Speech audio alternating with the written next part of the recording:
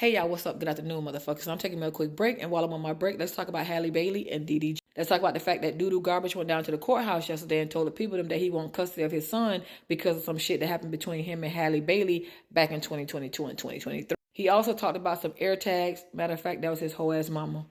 I digress. Okay, so what I'm going to do is show y'all her responses to what he said in the court documents, and this could be the reason why his shit was denied. So this is number 4 from the documents. I'm going to read it from this phone because it's so small right there. So number 4 says, I am requesting the court deny Daryl's request. Instead, I request that the courts grant me permission to take our son out of the country to perform my employment duties. I also request orders to stop Daryl personally and that he instructs his family and friends to stop posting about our son, this litigation, and me on all platforms discussed below. Okay, so let's go to number 5 from their court documents. She says, I want to point out that Daryl has requested an order blocking me from traveling with our son for my scheduled work next month. He waited until June the 4th to ask for custody orders, although he and his attorney have ignored all of my attorney's efforts for him to have monitored visits with our son since the issuance of the temporary restraining order on May the 13th of 2025. Okay, so we're going to number 6 right now.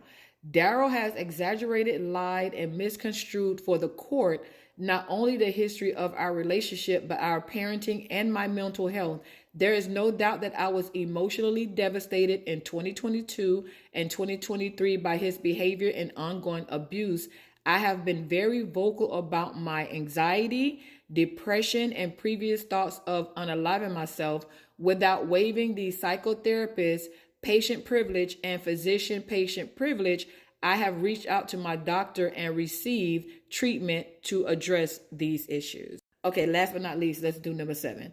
She said, I have been and remained 100% available and capable as a parent to our son, Halo. Had Daryl really been concerned about my parenting, he would have taken action prior to this time. He has never sought custody orders or any orders protecting Halo until today, the day that my DVRO was set, which is a domestic violence restraining order. Now, y'all, let's keep it a buck. What she said is true. Prior to all of this, Doodoo Garbage never said anything about him wanting his son. Actually, he stated he only wanted to see his son when he wanted to see his son. He didn't even want to set up no scheduled visits way before this shit even happened. But anywho, what do y'all think about this? Leave me a comment. Let's talk about it. And don't forget to hit the follow button. Toodle.